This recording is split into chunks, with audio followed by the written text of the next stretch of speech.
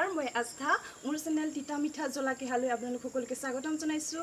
এই লকডাউন সময়ছোৱাত মই এজন আদৰ্শ খেতিয়কৰ ঘৰলৈ আহিছোঁ। তেখেতে কেনেধৰণে এই লকডাউন সময়ছোৱাত খেতি কৰিছে সেই সম্পৰ্কে জানো, আহকচোন।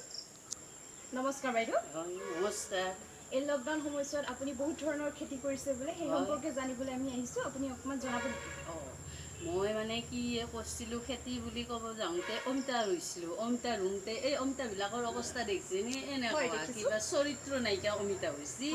আৰু অমিতাজোপা ইমান আশাত ৰুইছিলোঁ, খাবাক গেলি হোৱা নাই, চাবাক গেলি হৈছে। কি কৰোঁ এতিয়া? এই অমিতাকেইটা কেতিয়াবা ফুলকেইটাকে খাবা হৈছে আৰু অমিতা দেখোন কিবা চৰিত্ৰ নাইকিয়া নিচিনাকৈ লাগছি।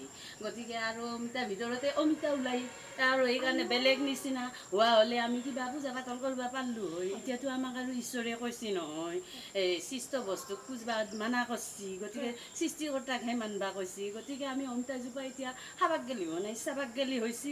গতিকে চৰিত্ৰ নাইকিয়া অমিতা দেখোন কিবা চিন্তাই হয়। আৰু বেলেগ বেলেগ শাক পাচলি আছে দিয়ক, কিবা কিবি এই জলকীয়া পালেং এনেকুৱা। এই অমিতা হিচাপে আৰু দুজোপা আছে। আৰু এই লকডাউন সময়ছোৱাত গুৱাহাটীত এই 150 টকাকৈ অমিতা কেজি কৰিছে নহয়। মই ভাবিছোঁ আৰু আমি আৰু তেনেকুৱাতো কিনি খাব নোৱাৰোঁ দিয়কচোন।